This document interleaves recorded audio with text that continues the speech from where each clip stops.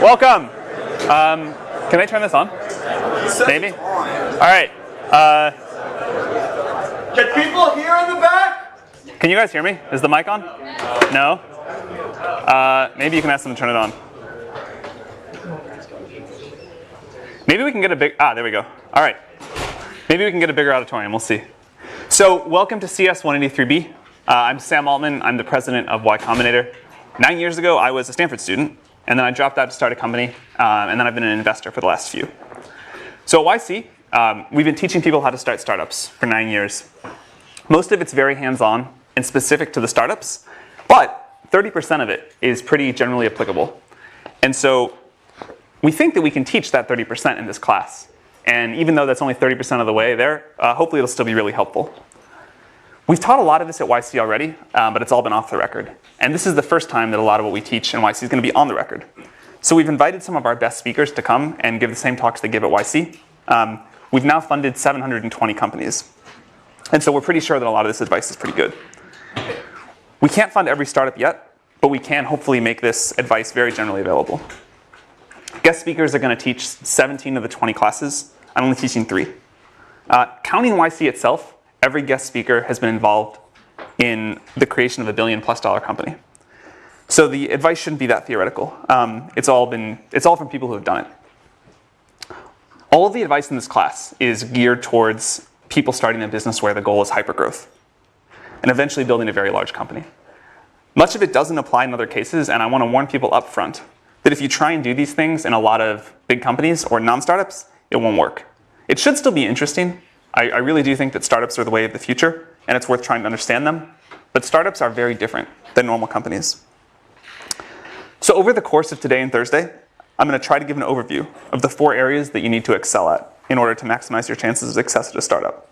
And then throughout the course, the guest speakers are going to drill into all of these in more detail. So the 4 areas. You need a great idea, a great product, a great team, and great execution. These overlap somewhat, but I'm going to have to talk about them somewhat individually to make it make sense. You may still fail. The outcome is something like idea times product times execution times team times luck, where luck is a random number between 0 and 10,000. Literally that much. But if you do really well in the 4 areas you can control, you have a good chance at least some amount of success. One of the exciting things about startups is that they are surprisingly even playing field.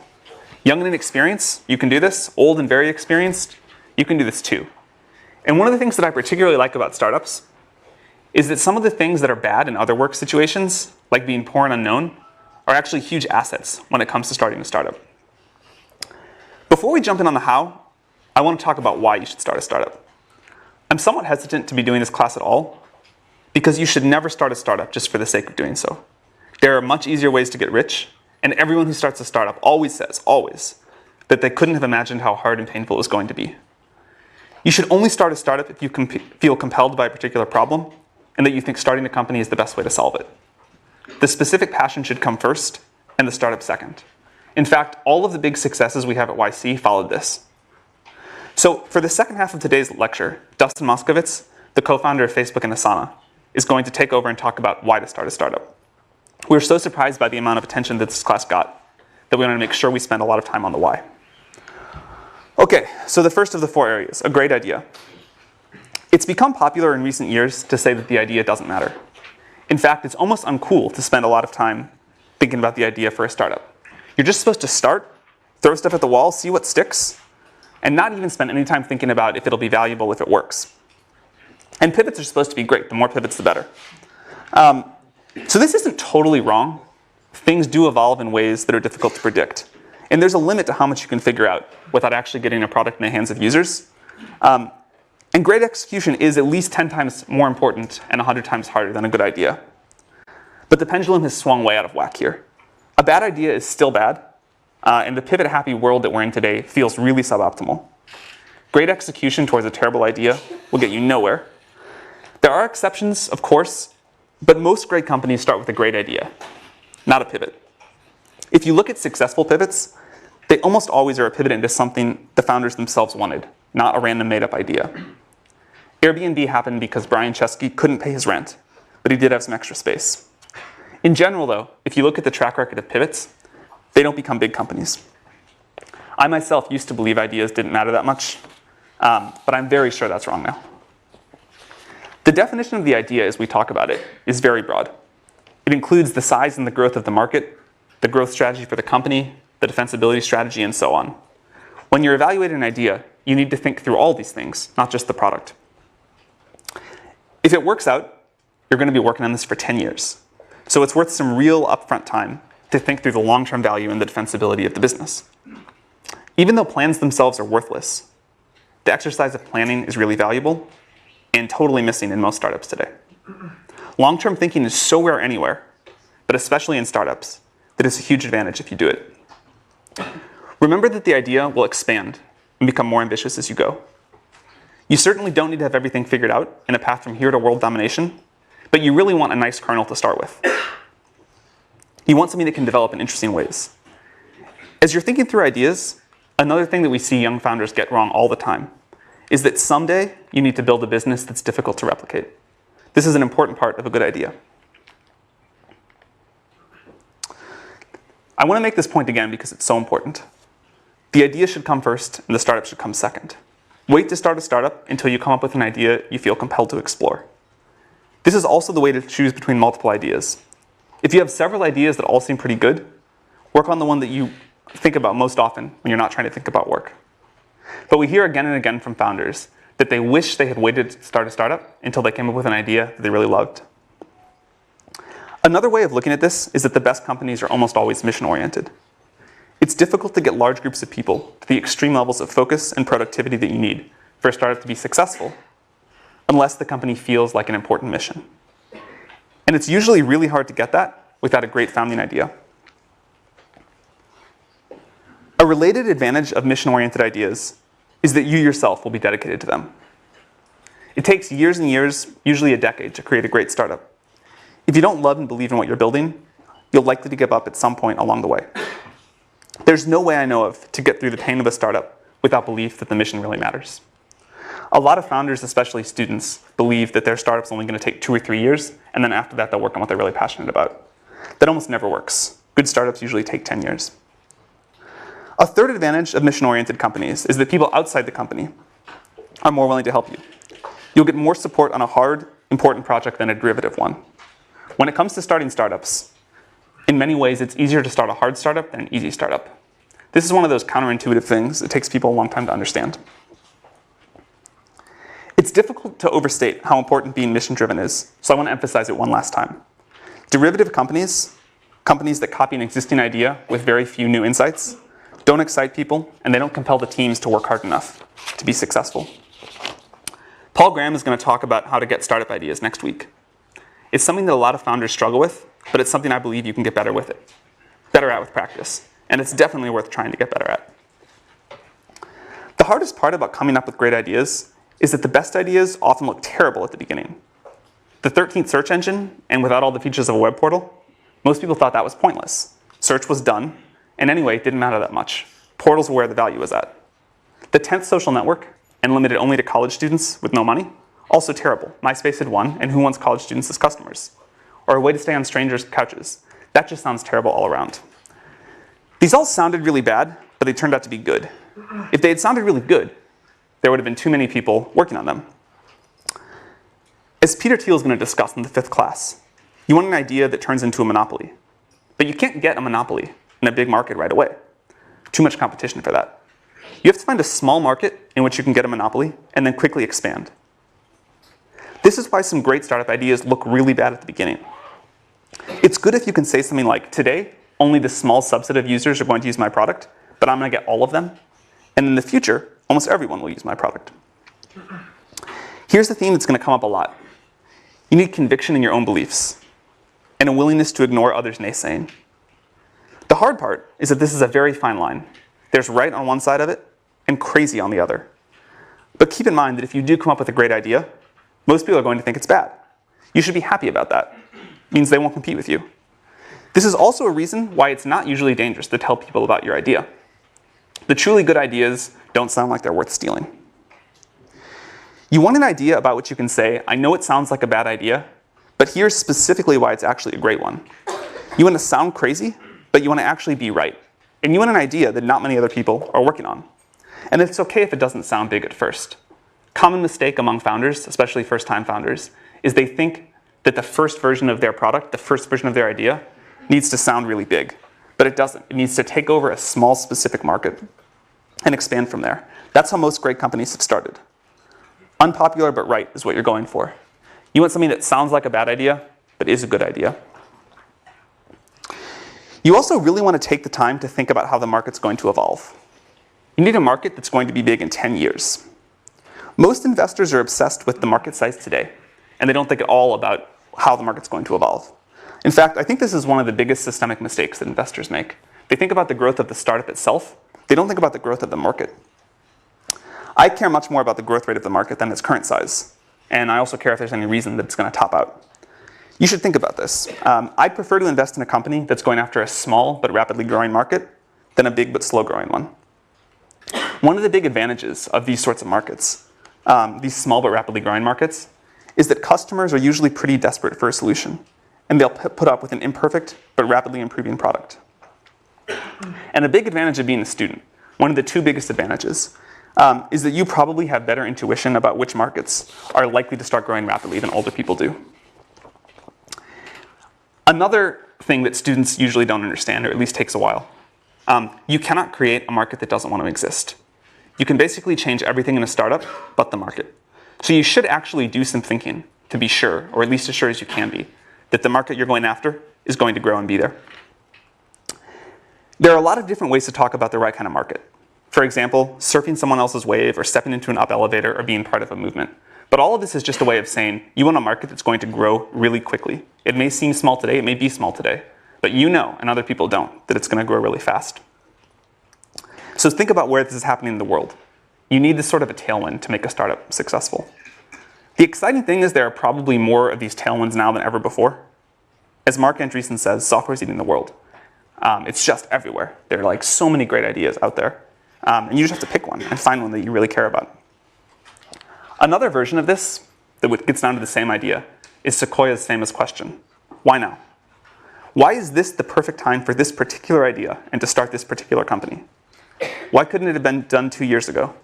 And why will 2 years in the future be too late? For the most successful startups we've been involved with, they've all had a great idea, great answer to this question. And if you don't, you should be at least somewhat suspicious about it. In general, it's best if you're building something that you yourself need. You'll understand it much better than if you have to understand it by talking to a customer to build the very first version. If you don't need it yourself, and you're building something that someone else needs, realize that you're at a big disadvantage and get very, very close to your customers. Try to work in their office if you can, and if not, talk to them multiple times a day. Another somewhat counterintuitive thing about good startup ideas is that they're almost always very easy to explain and very easy to understand. If it takes more than a sentence to explain what you're doing, it's almost always a sign that it's too complicated. It should be a clearly articulated vision with a small number of words. And the best ideas are usually either very different from existing companies in one important way, like Google being a search engine that worked just really well and none of the other stuff of the portals, or totally new like SpaceX. Any company that's a clone of something else that already exists with some small or made up differentiator, like we're going to be X beautiful design, or we're going to be Y for people that like red wine instead, that usually fails. So as I mentioned, one of the great things about being a student is that you have a very good perspective on new technology. And learning to get good at having new ideas takes a while. So start working on that right now. That's one thing we hear from people all the time, that they wish they had done more of when they were a student. The other is meeting potential co-founders. You have no idea how good of an environment you're in right now for meeting people that you can start a company with down the road. And the one thing that we always tell college students is more important than starting any particular startup is getting to know a lot of potential co-founders.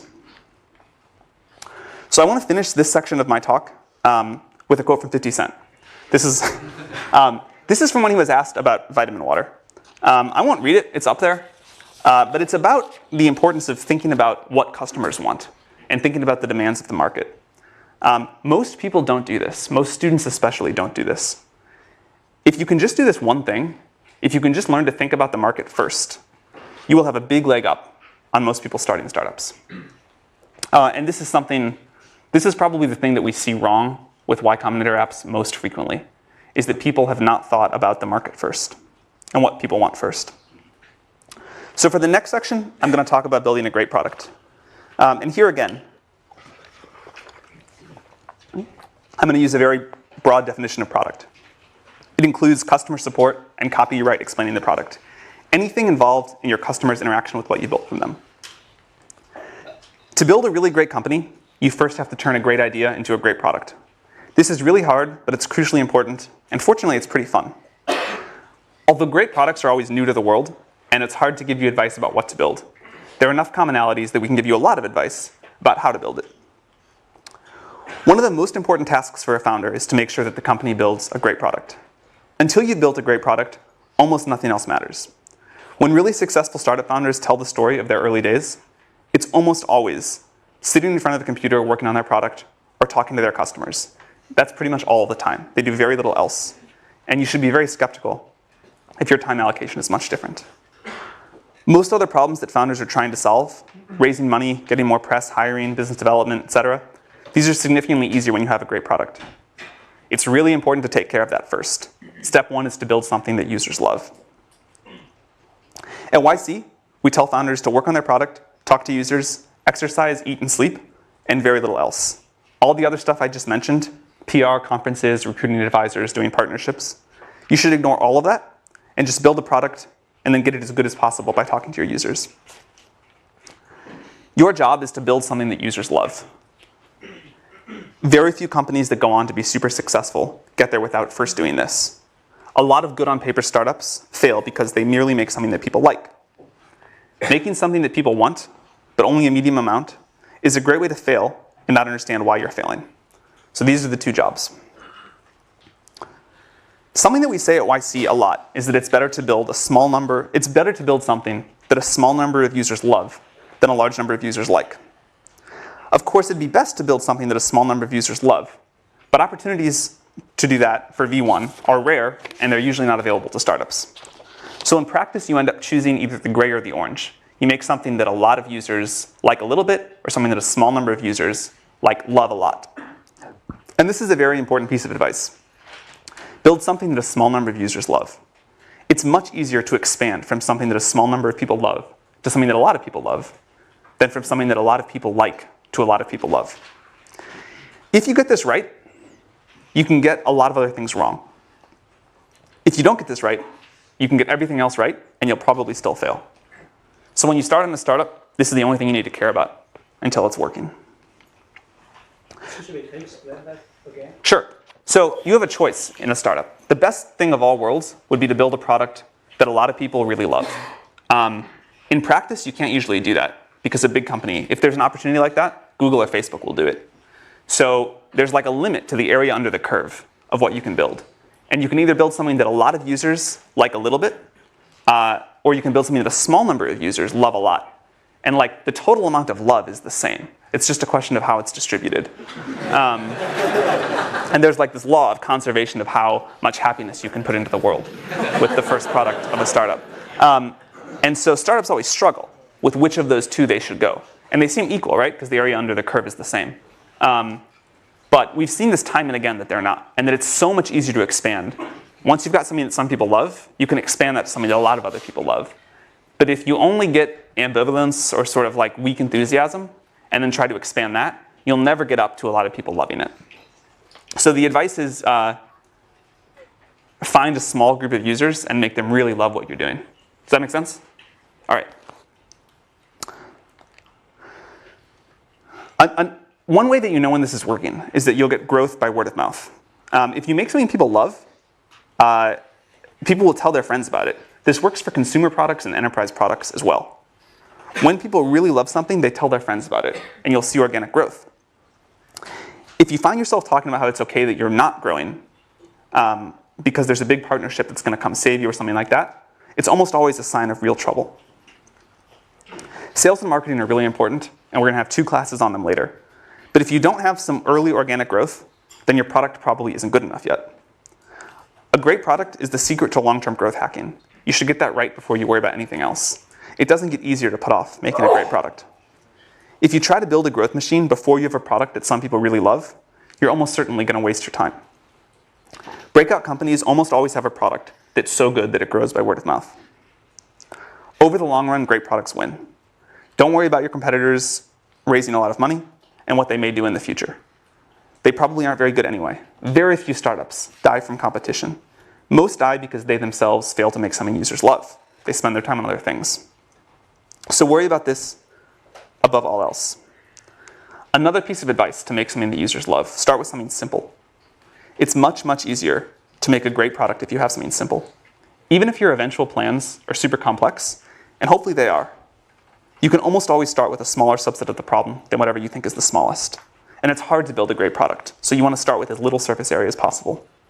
Think about the really successful companies and what they started with. Think about products that you really love. They're generally incredibly simple to use and especially to get started using. The first version of Facebook was almost comically simple. The first version of Google was just an ugly web page with a text box and 2 buttons, but it returned the best results, and that's why users loved it. The iPhone is far simpler to use than any smartphone that ever came before it, and it was the first one that people really loved. Another reason that simple is good is because it forces you to do one thing extremely well, and you have to do that to make something that people love.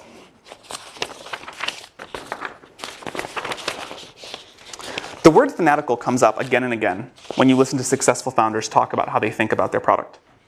Founders talk about being fanatical in the way they care about the quality of the small details, fanatical in getting the copy that they use to explain the product just right, and fanatical in the way they think about customer support.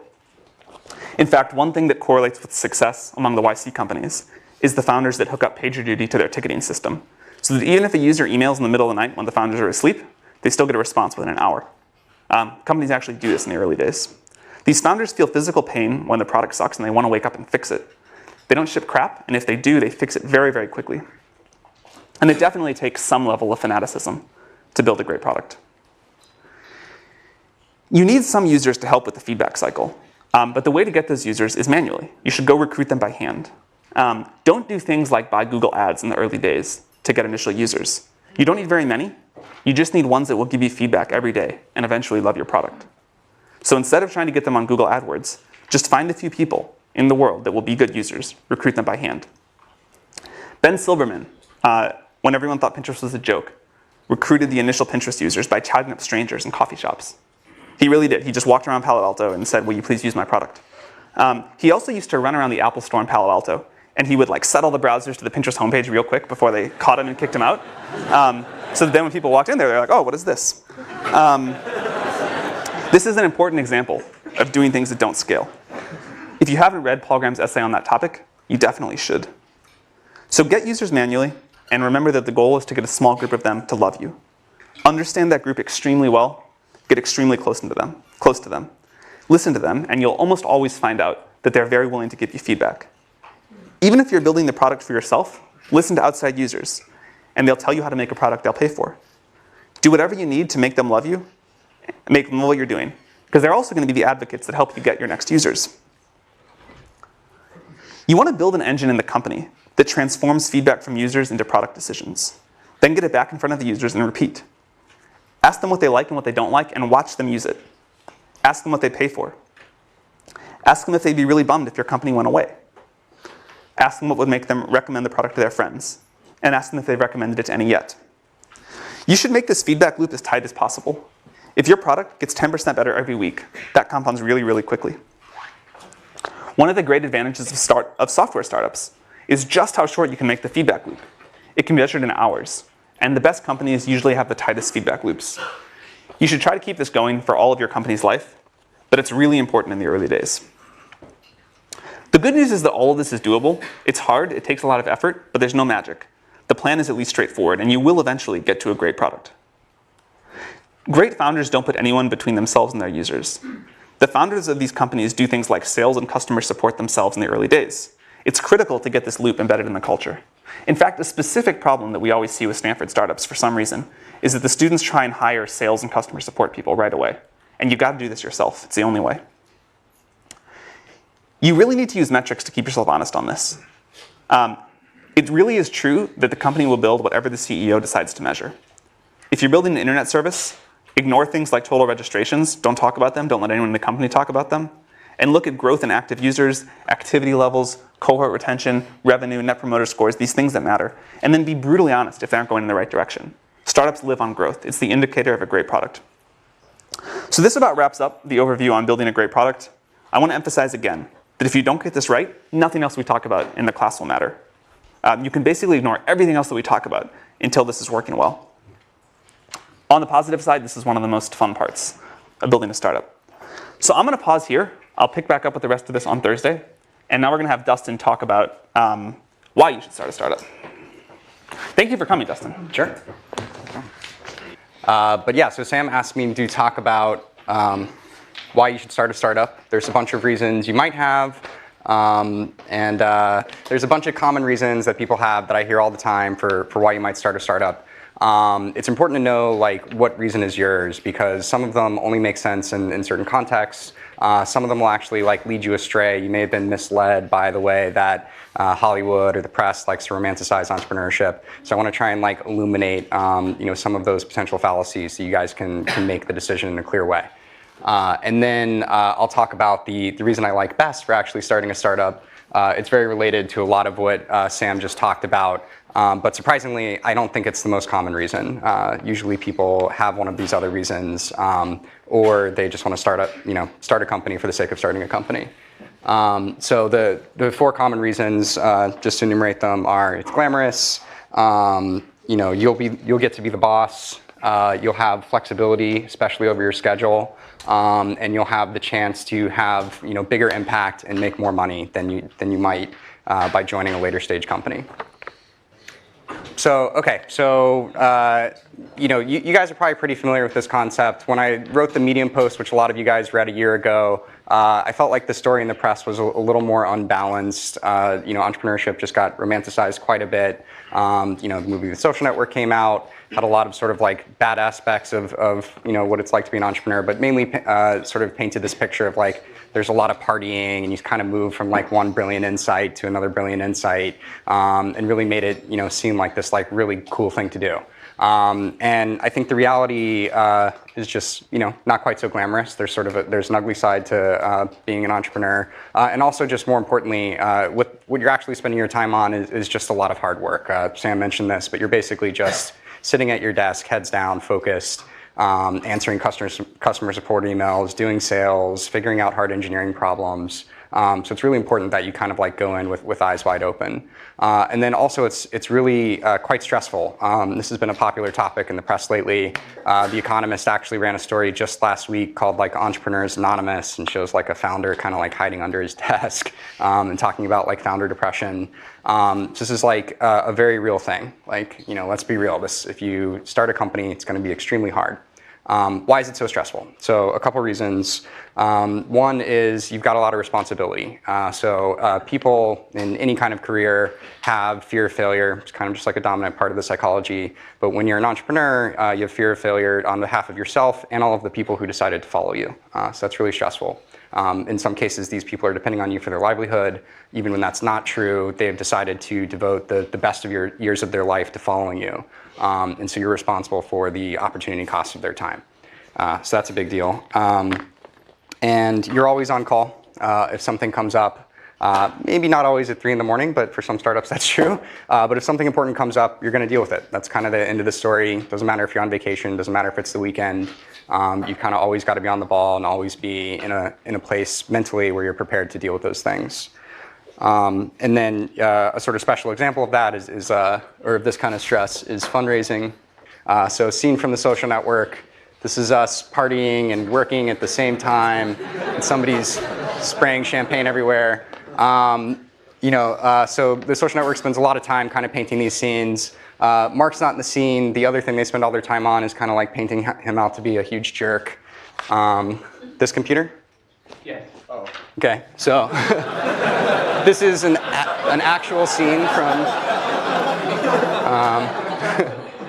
See, I'm going to move this just a little. Oh no! This will work. This will work. Okay. On the PDF as well. Yeah. Okay. Okay, cool. So this is an actual scene from Palo Alto.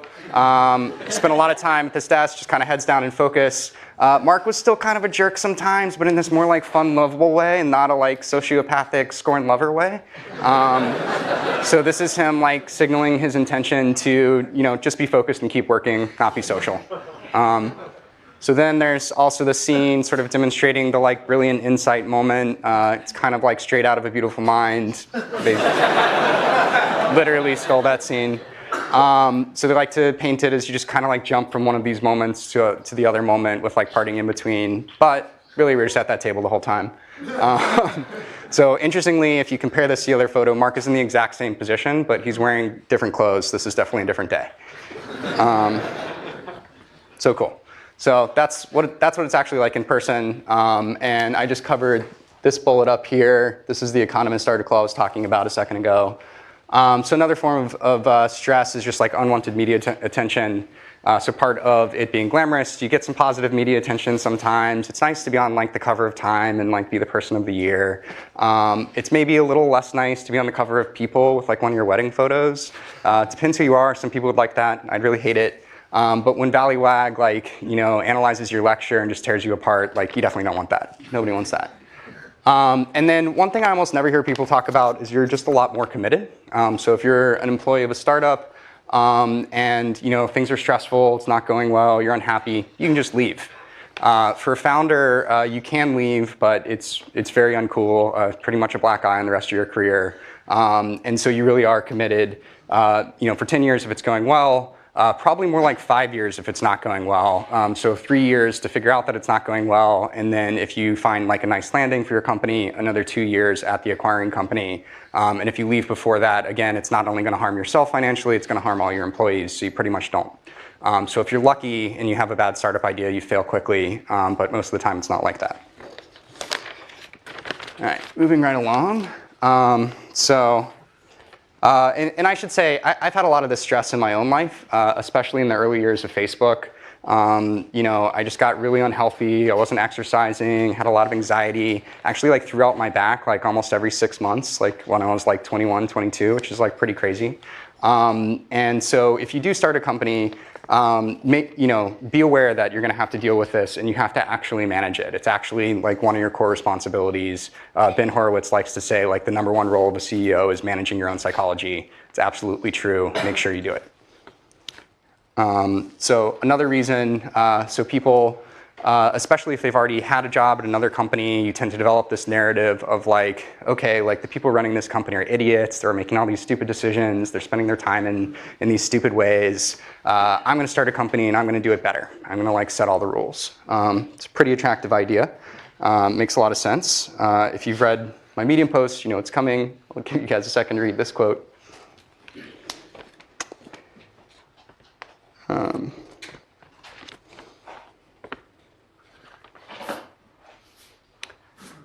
Cool. So this really resonates with me. And one thing I'd point out is, the reality of these decisions is pretty nuanced. The people you thought were idiots probably weren't idiots. They probably just had like a really difficult decision in front of them, and people pulling them in multiple directions. So the most common thing I have to spend my time on and focus my energy on as a CEO is like the problems that like other people are bringing to me, the other priorities that people create. And it's usually in the form of a conflict. People want to go in different directions, or like customers want different things. And like I might have my own opinion about that. But really the game I'm playing is like, who do I disappoint the least?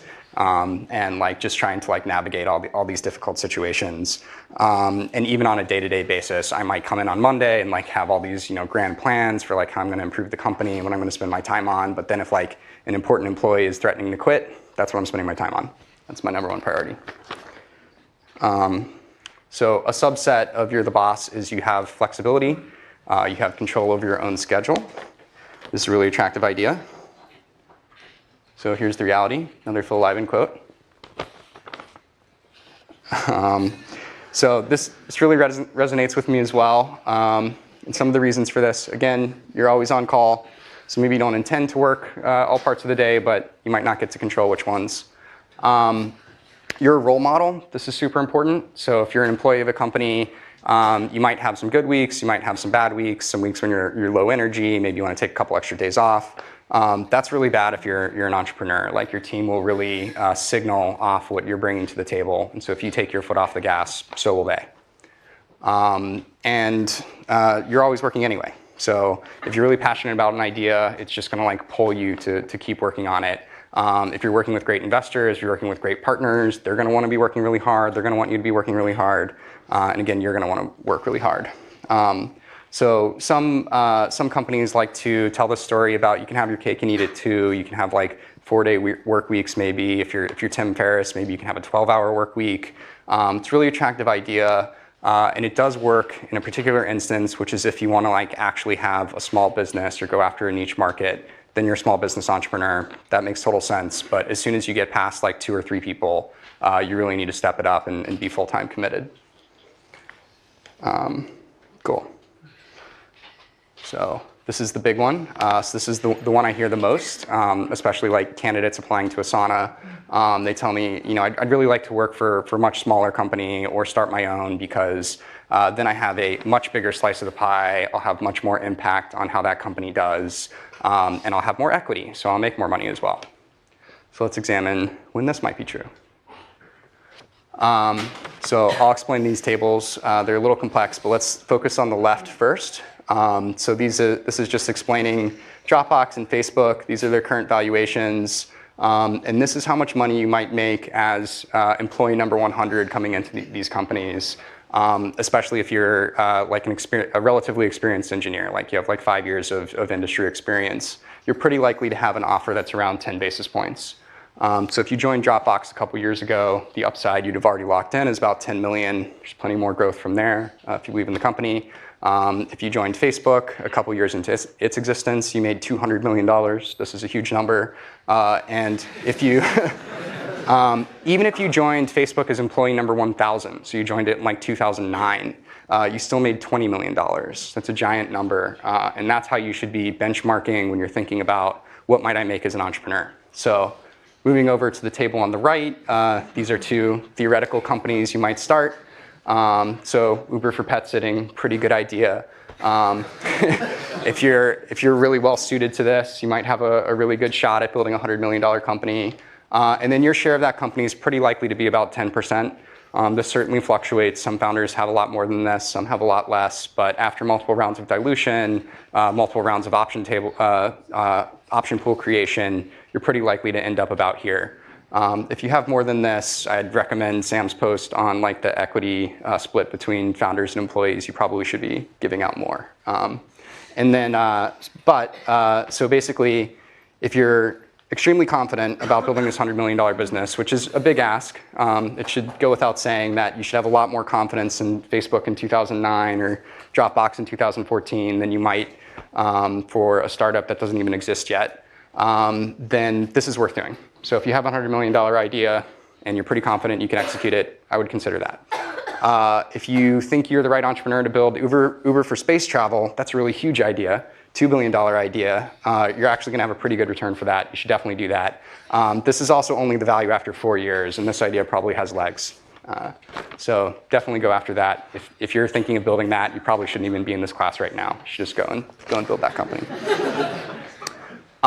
So why is this financial reward and impact? I really think that financial reward is very strongly correlated with the impact you have on the world. If you don't believe that, let's talk through some specific examples and not think about the equity at all. So why might joining a late stage company actually provide you a lot of impact? You get this force multiplier. They have an existing massive user base. If it's Facebook, it's 1 billion users, or if it's Google, it's 1 billion users. They have existing infrastructure you get to build on. That's also increasingly true for new startups, things like AWS and all these like awesome independent service providers. But you usually get some like proprietary technology and it's all maintained for you. It's a pretty great place to start. And you get to work with a team and they'll help you just leverage your idea into something great. So a couple specific examples. Brett Taylor came into Google as around employee number 1,500, and he invented Google Maps. This is a product you guys probably use every day. I used it to get here, and it's used by hundreds of millions of people all around the world. Didn't need to start a company to do that. did happen to get a big financial reward, but the point is he had massive impact. My co-founder, Justin Rosenstein, joined Google a little later after Brett. He was a PM there, and just as a side project, he ended up prototyping Chat, which used to be a standalone app, as integrated into Gmail, like you see it in the upper right there. And before he did that, like, people didn't even think you could do chat over Ajax or chat in the browser at all. And he just kind of like demonstrated it and showed it to his team, and then they made it happen. And again, this is probably a product most of you use maybe every day. And then perhaps even more impressively, shortly after that, JR left. He became employee round number 250 at Facebook, and he led a hackathon project along with people like Andrew Bosworth and Leah Pearlman to create the like button. So this is one of the most popular elements anywhere on the web, totally changes how people use it. And again, didn't need to start a company to do it, and almost certainly would have failed if he had tried, because he really needed the distribution of Facebook to make it work. So important to keep in mind the context for what kind of company you're trying to start, and like, where will you actually be able to make it happen? So what's the best reason? So Sam already talked about this a little bit, but basically you can't not do it. You're super passionate about this idea. You're the right person to do it. You've got to make it happen. So how does this break down? So we're getting close to the end here. Am I doing time? Cool. Sweet. Perfect. This is sort of like a wordplay. You can't not do it in two ways. One is you're so passionate about it that you have to do it. You're going to do it anyway. And this is really important because you'll need that passion to get through all of those like hard parts of being an entrepreneur that we talked about earlier. You'll also need it to effectively recruit. Candidates can smell when you don't have passion, and there are enough entrepreneurs out there who do have passion that they may as well work for one of those. So this is sort of like table stakes for being an entrepreneur. Your subconscious can also tell when you don't have passion, and that'll be a huge problem. And then, so the other way to interpret this is the world needs you to do it. So this is sort of validation that the idea is important. It's going to make the world better, so the world needs it. If it's not something the world needs, go do something the world needs. Your time's really valuable. There are plenty of good ideas out there. Maybe it's not one of your own, maybe it's an existing company, but you may as well work on something that's going to be good. And then the second way to interpret this is the world needs you to do it. You're actually well suited to this problem in some way. If this isn't true, it may be a sign that your time is better spent somewhere else. But also, just best case scenario, if this isn't true, you outcompete the team for which it is true, and you just end up with like a suboptimal outcome for the world. That doesn't feel very good.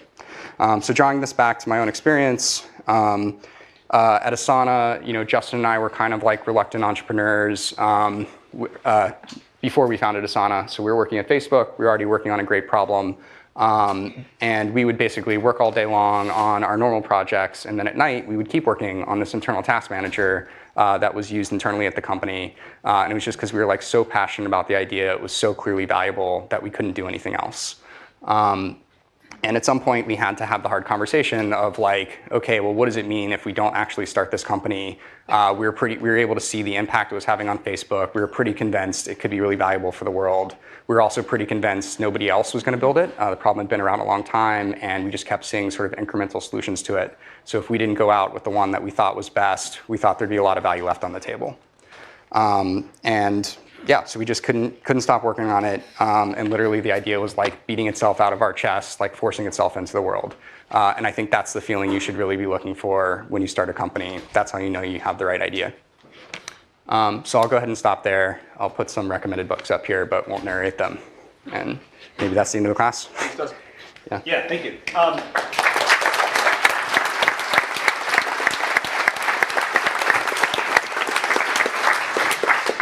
Maybe Dustin can stick around for a few minutes if you have questions for him. And see you Thursday. Thank you.